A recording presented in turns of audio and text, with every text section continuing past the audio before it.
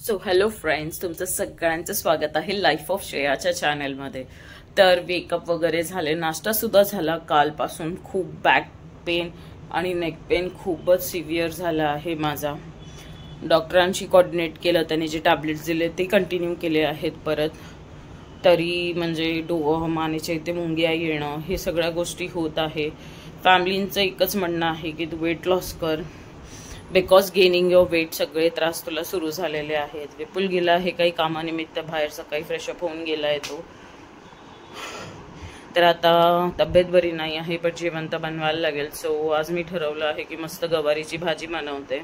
तर आज मी तुम्हाला दाखवणार आहे महाराष्ट्रीयन स्टाईलची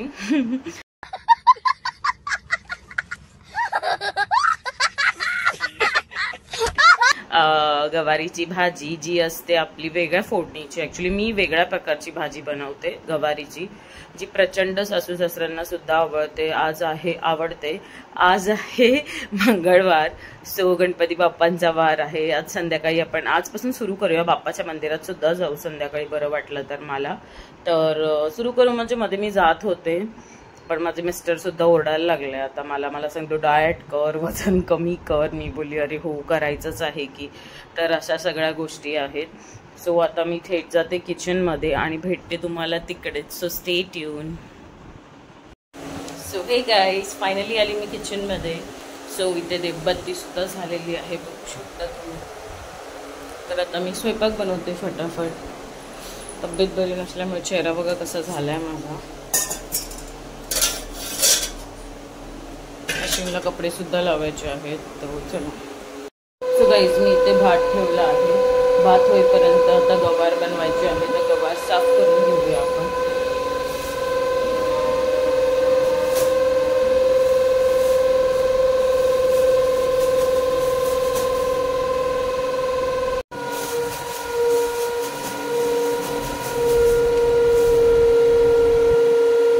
इथे मी सुरू केलेलं गवार मोडण्यासाठी, म्हणजे गवार साफ करण्यासाठी।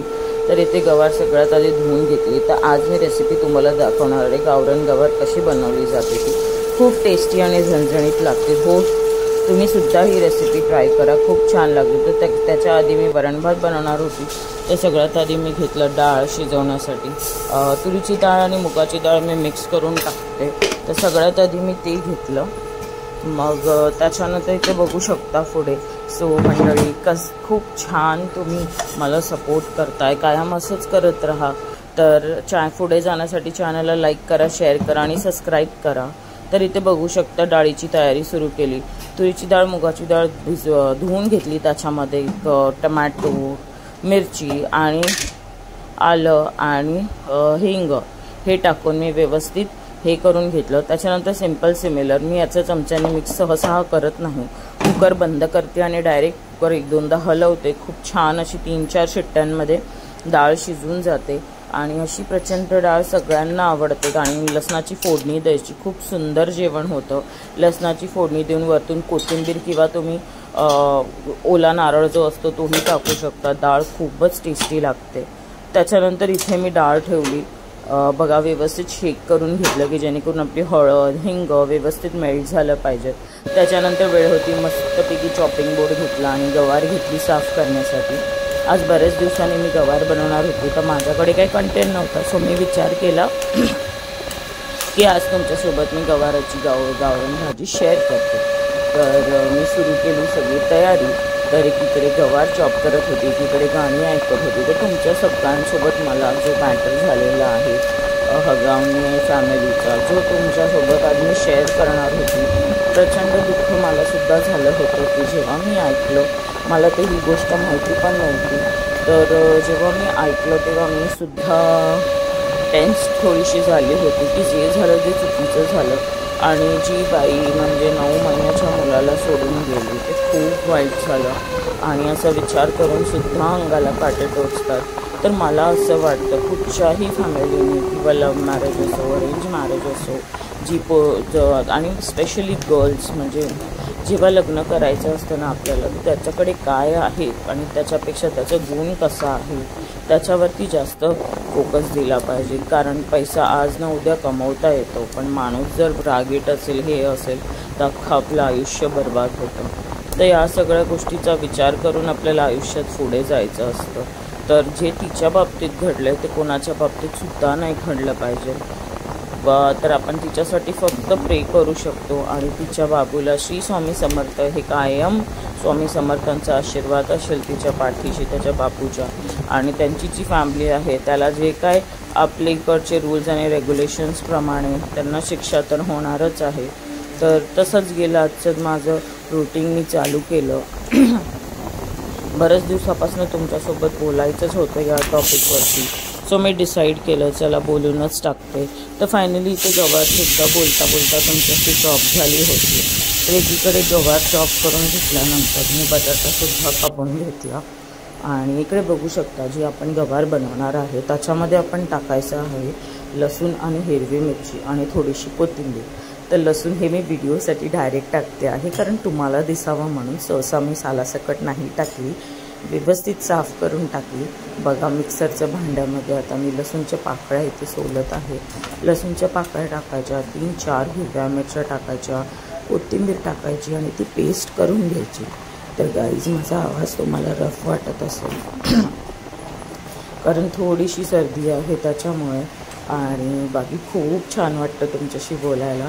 सो असा आहे आजचा टॉपिक जो महिलांवरती मला असं वाटलं की मी थोडंसं डिस्कस करावं जे माझ्या मनात होतं. शेवटी मनमोकळेपणाने आपण इकडेच बोलू शकतो. तर इकडे मनमोकळेपणाने मी तुमच्याशी बोलले. त्याच्यानंतर इथे बघू शकता मी कांदा व्यवस्थित चॉप करून घेतला, बटाटा चॉप करून घेतला. तर बटाटा चॉप करून घेतला. त्याच्यानंतर इथे मी सगळे व्यवस्थित असं खूप छान वाटत होतं की हिरवं सगळी भाजी खूप सुंदर दिसत होती. तर इकडे मी बघू शकता की डाळसुद्धा शिजायला ठेवली होती. डाळ शिजून झाली कारण त्याच कुकरमध्ये मला भाजीसुद्धा बनवायची होती. तर मी कुकर ओपन केला, त्याच्यानंतर व्यवस्थित डाळ ढवळून त्याच्यामध्ये काढून घेतली. तर पुढे कंटिन्यू राहा, ब्लॉग शेवटपर्यंत बघा. रेसिपी आवडली असेल तर लाईक करा, शेअर करा, सबस्क्राईब करायला विसरू नका.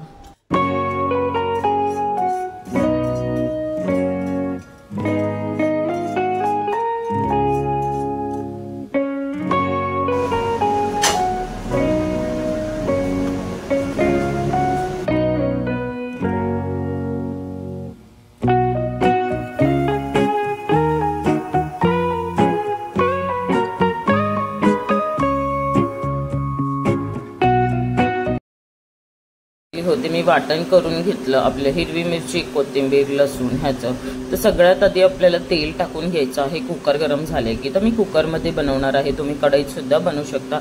साहित्य घेतलं होतं गवार, बटाटा, कांदा, राई, जिरं, हिंग, हळद आणि ती आलं लसूण आपण त्याची पेस्ट बनवली ती. सर्वप्रथम आपल्याला कुकरमध्ये तेल गरम झाल्यानंतर त्याच्यात राई, जिरं ॲड करायचं आहे. त्याच्यानंतर थोडंसं हिंग, कांदा, उभा कांदा चिरून टाकायचा आहे. खूप छान अशी झणझणीत भाजी बनते गाईस, नक्की ट्राय करा, तुमच्या फॅमिलीला नक्कीच आवडेल. तर इथे बघू शकता व्यवस्थित अशी भाजीची फोडणी दिली मी. त्याच्यानंतर मिक्स करून घ्यायचं आहे. त्याच्यानंतर कांदा व्यवस्थित परतून झाल्यावर आपण जे वाटण केलेलं आहे ते मिक्स करूया ह्याच्यामध्ये. सो वाटण मिक्स केल्यानंतर आपल्याला ह्याच्यामध्ये ॲड करायचं आहे हळद, हिंग आणि भाजी परतून घ्यायची आहे. गवार टाकून चवीनुसार मीठ टाका आणि थोडंसं अगदी पाणी टाकायचं आहे, जास्त नाही, कारण गवार ही सुकी बनतो. आपण ह्याच्यात शेंगदाण्याचं कूटसुद्धा टाकू शकतो. खूप प्रचंड सुंदर भाकरीसोबत आपण ही भाजी खाऊ शकतो. तर मंडळी आवडली की नाही रेसिपी तर नक्कीच कमेंट करून सांगा अशीच काही छान रेसिपीसाठी. तर इथे गवार बटाटा मी फोडणीला दिलं आणि गाईस सबस्क्राईब करायला विसरू नका, हे कायम बोलते मी आणि कायम बोलतच राहणार आहे. तर इथे बघू शकता तुम्ही गवारला थोडंसं मीठ चवीनुसार टाकायचं. त्याच्यानंतर ह्याच्यात काही लोक जे असतात ना म्हणजे शेंगदाण्याचं कूटसुद्धा प्रिफर करतात, कारण शेंगदाण्याचे कूटसुद्धा प्रचंड सुंदर भाजी लागते. तर इथे बघू शकता तुम्ही जसं मी हळदीमध्ये भाजी केलेली आहे तसं तुम्ही मसाल्यातसुद्धा करू शकता. तर इथे बघा झणझणीत असं कलर आलेला. मला तर कसं वाटत होतं की मी कधी खाते. सहसा मी तिखट खात नाही, पण गवारीची भाजी म्हटलं की मी टेस्ट थोडीशी करतेच. तर इथे मी थोडंसं पाणी टाकलं आणि शिजायला ठेवणार होती. तर शिजवायला ठेवली भाजी आणि खूप छान बनेल हीच अपेक्षा आहे. तर रेसिपी आवडली असेल तर नक्कीच फॉलो करा. आणि सो गाईस आपण कशी बनवतो गवारीची भाजी, खूप टेस्टी बनते. झाल्यानंतर तुम्हाला त्याचा लुक नक्की दाखवणार आहे. सो आता मी बनवत आहे डाळीची फोडणी, जी कायम म्हणजे सिमिलर डाळ आहे लसणाची. तर तुम्हाला येतच असेल, त्यामुळे ते काही शूट नाही करणार मी. तरी तुम्हाला आवडत असेल तर नक्कीच कमेंटमध्ये सांगा. अशी काही छान भाज्यांसाठी तुम्हाला जी रेसिपी हवी असेल थोडी वेगळ्या प्रकारची, तर तुम्ही नक्कीच कमेंट करून सांगू शकता मला. तर आता मी ते लसूण साफ करून घेते, डाळीला फोडणी देते. त्याच्यानंतर मला मुगाची भाजीसुद्धा बनवायची आहे. मंगळवार असलं की असा गोंधळ होतो, कारण एकाला एक भाजी आणि दुसऱ्याला दुसरी भाजी. तुमच्या घरी पण असं काही होत असेल का? नक्कीच होत असेल, कारण I can understand and even you can understand my feelings. So चला, सगळं करता करता स्वतःला विसरू नका, स्वतःचं पण पाणी पिऊन घ्या.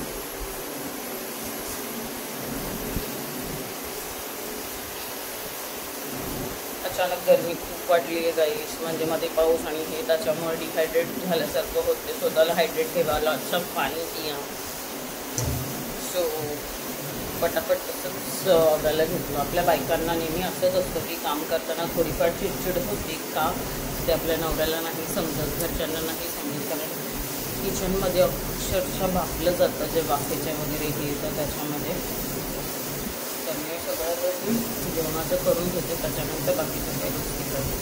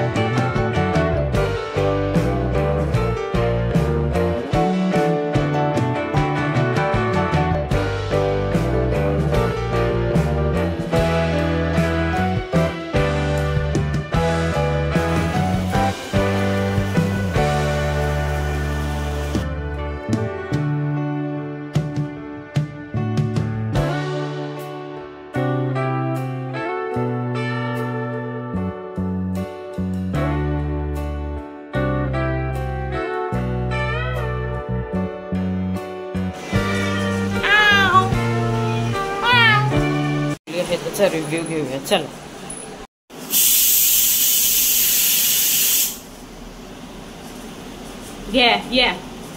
जेवण उरकलं होतं, त्याच्यानंतर आता भांडी घासायची राहिली होती. किचन ओटा साफ करायचा आहे. इथे बघा, ही माझी वहिनीची म्याव आहे, किती छानपैकी बसली आहे. खूप गोड आहे, म्हणजे शेजारी आमची वहिनी आहे ना, त्यांच्याकडे मांजरी असतातच, त्यांना खूप क्रेज आहे. जशी मी डॉग लवर आहे तशी ते कॅट लवर्स आहेत. सो आता मी जेवून घेते आणि आजचा ब्लॉग इथेच एंड करत आहे मी. तर आजचा ब्लॉग आवडला असेल तर नक्की लाईक करा, शेअर करा आणि सबस्क्राईब करायला विसरू नका. लक्षात ठेवा, सबस्क्राईब करा, जेणेकरून खूप ट्रॅव्हल ब्लॉग्स, काही ठिकाणी एक्सप्लोअरसुद्धा करणार, असे अनेक ब्लॉग्स असू शकतात. सो लाईक करा, शेअर करा आणि सबस्क्राईब करा आणि भरभरून प्रेम द्या. कारण गाईज व्हिडिओ बनवायला सुद्धा तेवढंच मेहनत लागते जेवढं स्वयंपाक बनवायला लागतो. कारण प्रत्येक वेळेला अरे शूट करा बॅकस्क्रीन, शूट करा बॅकस्क्रीन. कधीतरी मी माझं बॅकस्क्रीन दाखवणार आहे की माझं कसं जातं, कसं टफ असतं ते. सो नक्कीच तुमच्याबरोबर शेअर करणार आहे मी. So bye, take care. भेटूया उद्याच्या छान ब्लॉगमध्ये. Till that like, share and subscribe to my channel. Bye. So guys इथे बघा, ह्याला राग आलेला आहे. बघा बघा बघा, ह्याला बघा. सो आता आम्ही दोघं जेवत आहे. माझे डोळे बघा कसे झालेत, माझ्या लगे म्हणजे किसी. तर इथे आम्ही जेवतो आणि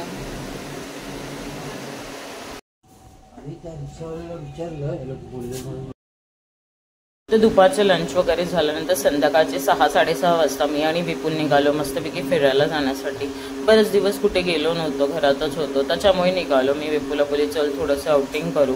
तर टाइमपास जुडिओला सुद्धा गेलो होतो, पण प्लस साईजचे काहीच कलेक्शन्स नाही आहेत गाईज. तर पुढे बघालच तुम्ही. इथे बघा, ह्या आहे आमचा एरिया आणि मला प्रचंड आवडतो. आणि असं मस्त पावसाचं वातावरण झालं होतं, वारासुद्धा छान सुटला होता. इकडे आमचं मार्केट वगैरे भरतो. या टायमाला स्टेशनच्या शेजारी आहे, त्याच्यामुळे प्रचंड गर्दी असते लोकांची. फायनली ते बघू शकता, माझा लॅपटॉप दिला होता, म्हणजे ते मी आले होते कारण लॅपटॉपमध्ये थोडासा प्रॉब्लेम झालेला. तो सॉल्व्ह करून आपण लॅपटॉप घेऊन निघालो. इथनं निघताना इकडचं शूट करून घेतला. ब्लॉगर आहे गाईस, संधी तर पाहिजेच आपल्याला कुठेही ब्लॉग काढण्यासाठी. तर इथे सगळे लॅपटॉप वगैरे घेऊन फायनली पोचलो जुडिओला. येताना वाटेला थोडासा पाऊस लागला. जुडिओला पोचल्यावर कळालं यार प्लस साईजचं काहीच कलेक्शन नाही आहे. विचार केला होता थोडेसे कपडे घेऊन शूट तरी करता येईल, पण ते काही शक्य झालं नाही. पण हां, आपण 10 ते 12-20 वर्षापर्यंत ज्या मुली असतील स्लिम ट्रीम, ते नक्कीच इथे शॉपिंग करू शकता. कलेक्शन चांगलं आलेलं आहे. तर आवडला असेल